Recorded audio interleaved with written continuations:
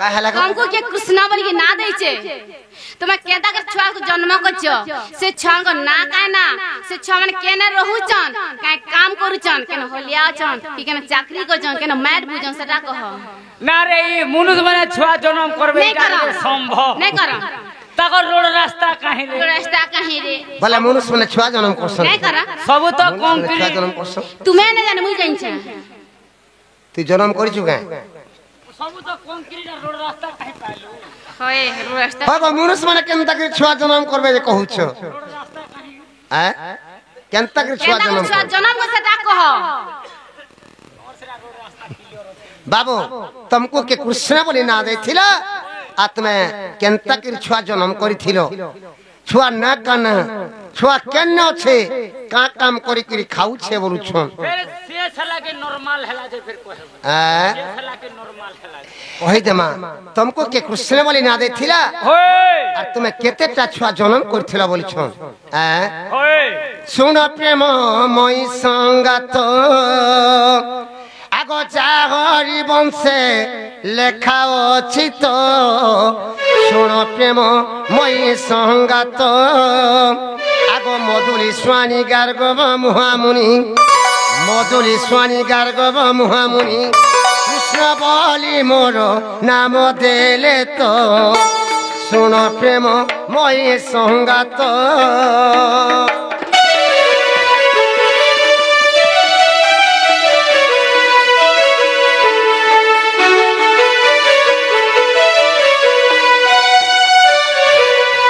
मते कृष्ण बोली करी गार्गव मुहामुनि ना देथिले हेला हेला ने हेबा केना छुआ जन्म को दलो के कह बाटा मुई कहबी बुआ बोले सो रखी रे मुझे बुढ़ा ई जे बुढ़ा बुढ़ी हेला न सोने रखीती बाबुल थुनी बोले सो रखी जे कहि दे मामी केनता के छुआ जन्म करथिनी जे बुढ़ी हेला गले तर हाड़ा आगोत्रे तया जुगर सुन चतुरी राम अवतारे रावण मारी तया जुगर सुन चतुरी राम अवतारे रावण मारी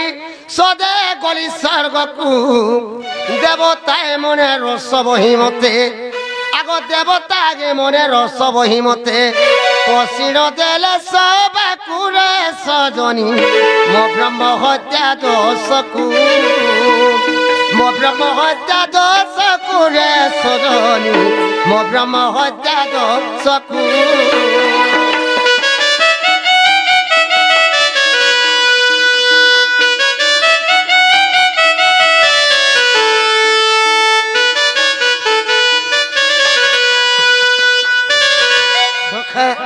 मैत्रेत्वा जुगे राम ताने कृमि दशरथ घरे जन्म हेथिली हां पितांकर सत्य रक्षा पालबा लागि मुई 14 वर्ष वनवास जाइथिली 14 वर्ष जेते बेले पितांकर सत्य रक्षा पालबा लागि मुई 14 वर्ष वनवास जाइथिली मोर संगे के जाइथिले जानि छु के मोर संगे सीता लक्ष्मण जाइथिली हां सीता लक्ष्मण के धरि कृमि 14 वर्ष वनवास घोर जंगल भितर अरण्य भितर मी रहुथुली माकड़ में वर्षा जेते बेले अरण्य भितर मी रहुथुली लंका गो रावण आसला माया करी करी जोगी बेसरे मोर सीता के लंका गड़ के चुरे ने गला ओए जेते बेले लंका गड़ के चुरे ने गला मैं लंका गड़ के गली रावण के मारी कृमि सदे हे करी स्वर्गपुर के पले गले ओए जेते बेले स्वर्गपुर पले गली स्वर्गपुर देवता मान को सभा चली था मीटिंग चली था अच्छा अच्छा अच्छा अच्छा अच्छा जेते बेले देवता मान को मीटिंग के स्वामी जी मी बोली देवता माने मते बोली राम अटकट कथे बोली मैं भाभी नहीं पालनी देवता मान को पत्राली बाबू बाबू रे तुम्हार सभा के तुम्हें केहे मते मना नहीं करो अच्छे मोर का भूल कामते देखलो जे सभा के तुम्हें मना करछो बोली सेने देवता माने मते बोली नहीं प्रभु तुमको तो ब्रह्म हत्या दोष लागि छी केनता करे हमर सभा भीतर तुम्हें संभव है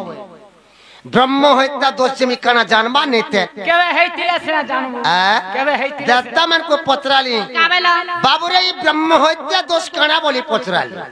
देवता माने मते बोली नहीं प्रभु तुम्हें तो लंका को रावण के मारी छो से होचे ब्राह्मण जाति सेति लगी तुमको ब्रह्म हत्या दोष लगी छे प्रभु केनता करे हमर सभा के तुम्हें संभव है सने देवता मन को मी बोली देखो पिले मैं तो एकला लंका गढ़ के जाई करी रावण के मारी नहीं पारती थी आज समस्त साहाय्य कल बोली करी सेतु बंध बांधी करी मुई लंका गढ़ के जे करी रावण के मारी के मैं सीता के उद्धार करी पारी छे किंतु मते एकला के पाप लागबा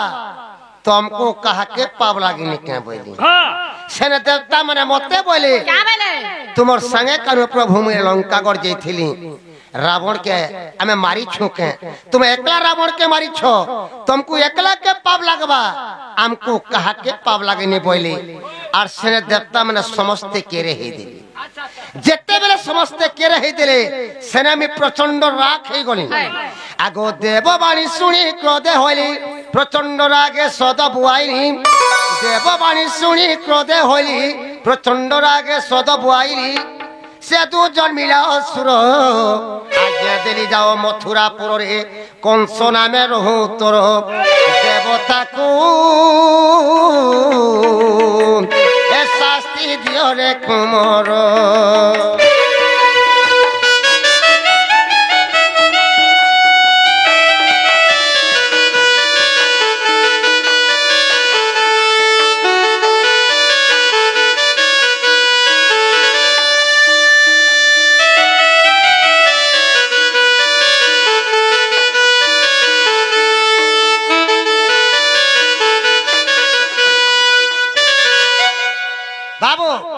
जेते बेले देवता मानकर कथा सुनी कि मैं प्रचंड राखे गली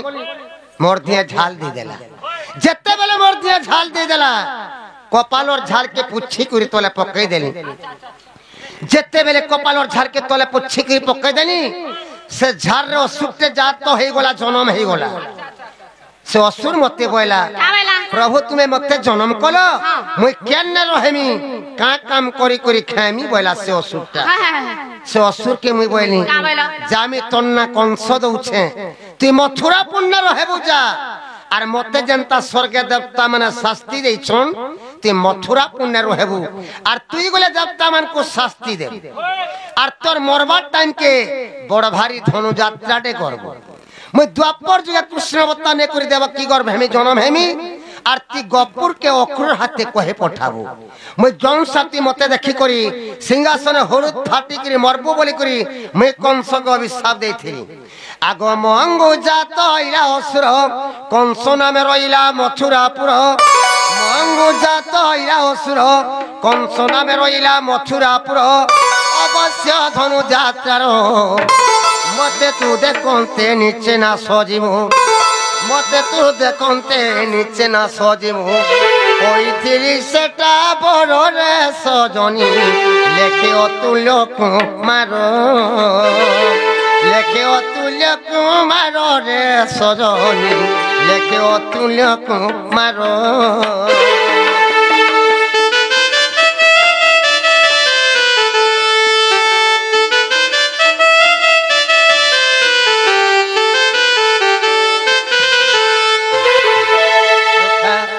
रामचंद्र झारू कंस के जात करथिले रे बाबू कैसर रे बाबू दुर्मिला राक्षस रूप कंस बलसन उग्रेशनर पुओ कंस बलसन किंतु हरिवंश रे प्रमाण दैछे जे रामचंद्र झालरू कंस के जात करथिले हेला गटे के पचरा तो हेला गो हेला बोले जोश ने मोर माई घर के घानी देबो ना गो बाबू हां हेला जीवा त जिमी बन मते खाना देबो ई गुटे कथा कहितिले केते दूर जेई सारतनो से फालु मोर माई घर के धर के फेरी सारतनो सबु देबु एका हेटा छाड़ी करी हेटा वाले केंदा इरा फुकी जानबो जे नेबो बोला सबु देबो तुमे जनता बोलबो सेटा दे जेंडा बोली सेटा देबो हां हां सत्य आहा मोर रसिया पीला खाती हो चले 12 बजे नु घाटी हेला आहा मोर रसिया पीला राधा कुआनी भी जवाब हेला राधा कुआनी भी जवाब हेला ए मते काना लंजा जब वाला घर रसिया पीला ए मते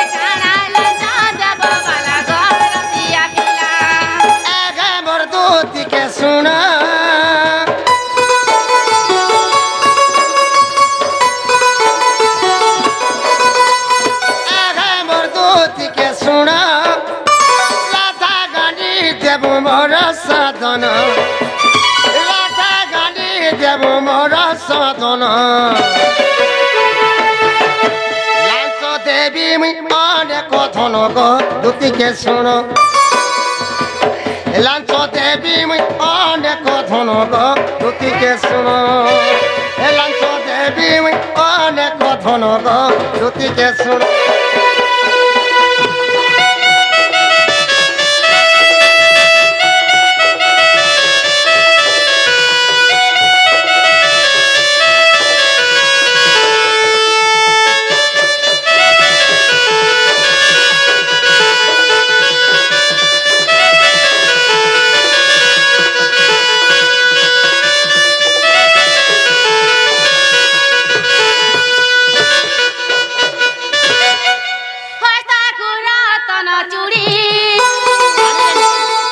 पाखे आज मीना बाजार अच्छी आज हमर गाँव में मीना बाजार अच्छा इन देमी नहीं छको तो आगो पाखे अच्छे बोलनी जे मीना बाजार देखु छ तो लागी छ हमर गाँव हाथ मेला नहीं दिसे के नुआ चूड़ी एंदो जुना चूड़ी के खोली देबो लगाय देबो होता गुरा तना चूड़ी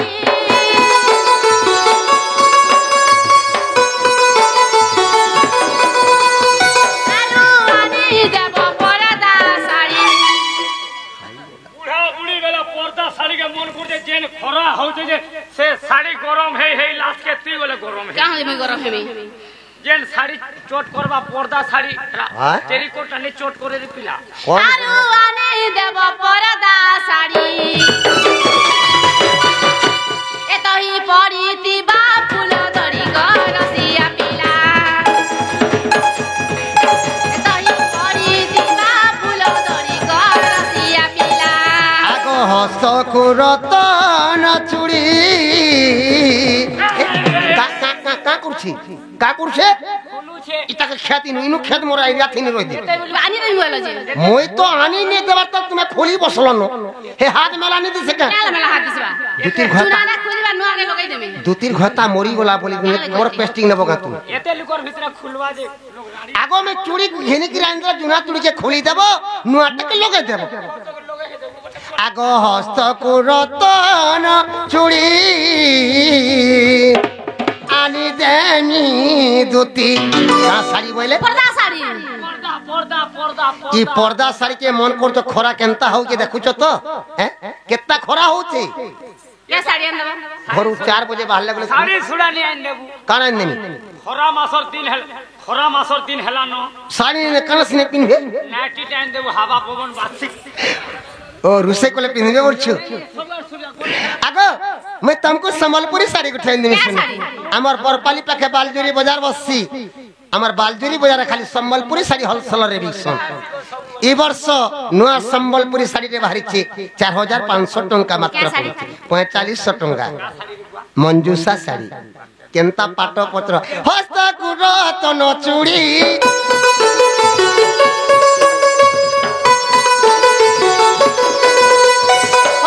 पुरातन चूड़ी आनी देमी दुती मंजूसा साड़ी आनी देमी गो दुती मंजूसा साड़ी एतई पड़ी थिबा फूल धरी गो दुती के सुन एतई पड़ी थिबा फूल धरी गो दुती के सुन एतई पड़ी थिबा फूल धरी गो दुती के सुन